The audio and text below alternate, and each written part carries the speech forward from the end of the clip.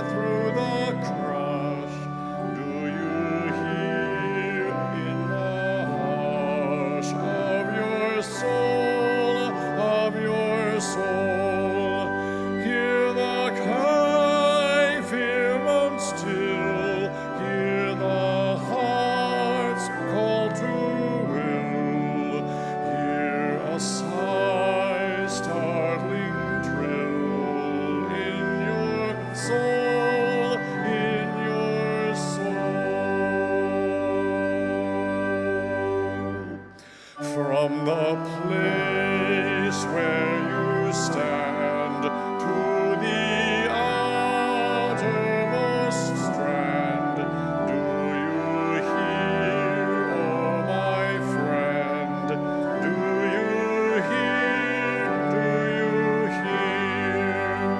all the dreams, all the dares, all the sighs, all the prayers, they are yours, mine and theirs. Do you hear?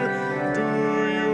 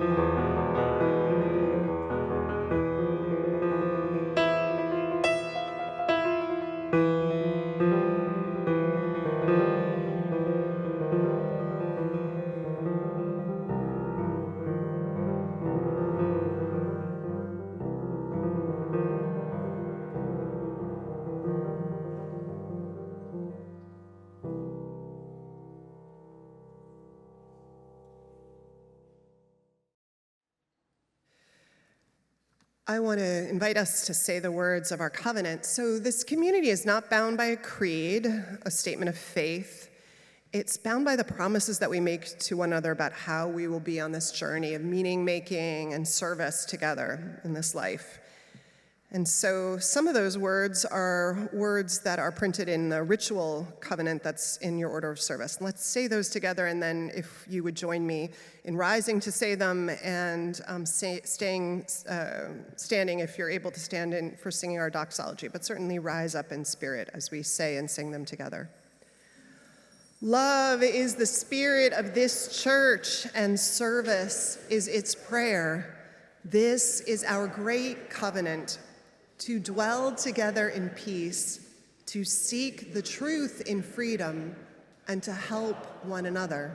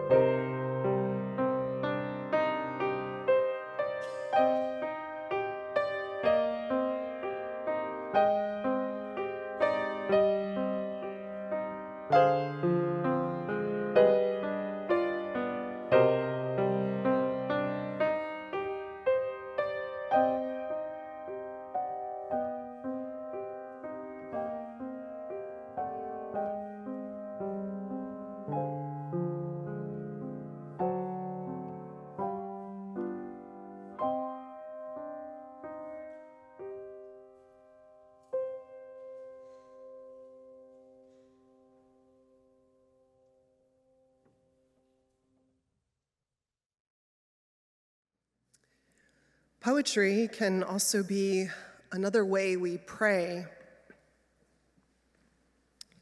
Prayers of lamentation, poems of praise and thanksgiving, prayers of petition, asking for what we can't make happen but dream of and hope for ourselves, for the world, for those we love. In that theme, Carol Davison, who's a member of this congregation, sent a poem that she wrote years ago for her granddaughter. Watching the child walk became this metaphor for how the child moves through the world, a start for a poem that ends with a prayer for the girl. Carol couldn't be here, so Kathleen will read it, but we thank Carol for submitting it.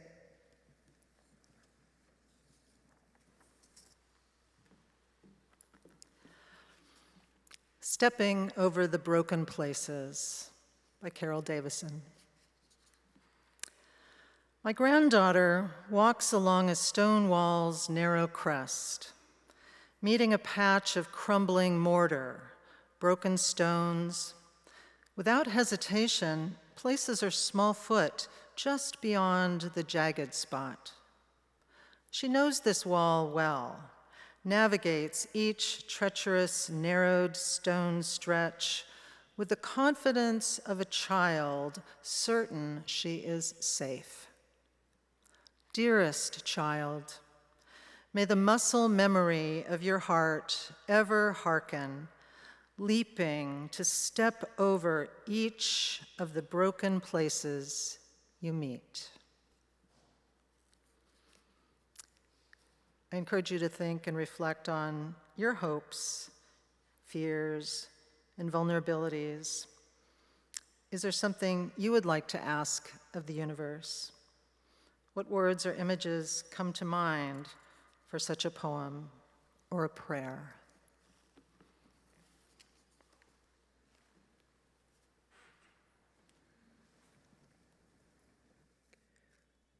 Robert Livett Smith is another member, beloved in this community, and another gifted and published poet. In the collection of his earlier work, there's a piece I love entitled "The Verrazano Narrows at a Distance." It captures this lovely way that sometimes we see in the world something like Carol's granddaughter stepping, and it stands for us in that moment and afterwards as a metaphor, how we can go into a moment of reverie sometimes in the midst of our lives in any time or place, and how he finds in this one moment so much of the invitations of life, the fears, but also the promise of what holds through it all in this one moment in 1985, looking at a bridge from Hoboken.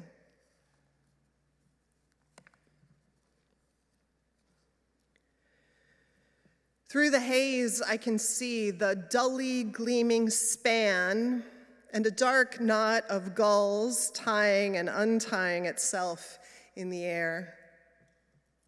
It's cold for late March, silent as only Sunday mornings can be. I'm sitting alone at the Castle Point Lookout, where the only sound is the rope banging hollowly against the flagpole, feeling the chill of the marble bench through my jeans. And as is true, every time I come here, I can't help but imagine my own broken my own body broken and bloodied on the rocks below, a bent, still spot beside the shining water. Although my life seems blessed, now that the wind tastes of spring, I contemplate death with the kind of dull wonder that makes a man holding a knife feel compelled to run his finger along the cutting edge. There is, after all, nothing in myself that the world would really miss were I to take that dizzying step into oblivion. But I always remember the bridge, the way it seems incredibly to hang in the void, supported by nothing, as the heart is.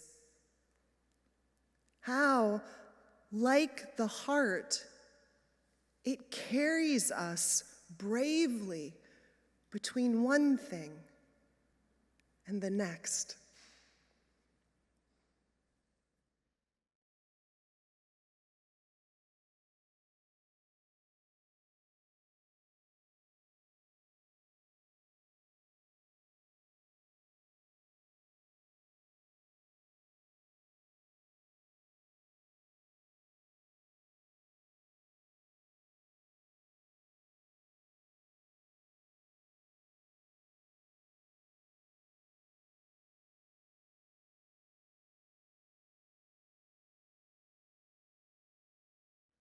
I invite us to sing our second hymn of the morning. It's in your gray hymnal, number 324. Also about this attention to spirit and where it leads. Let's rise as we're able and sing.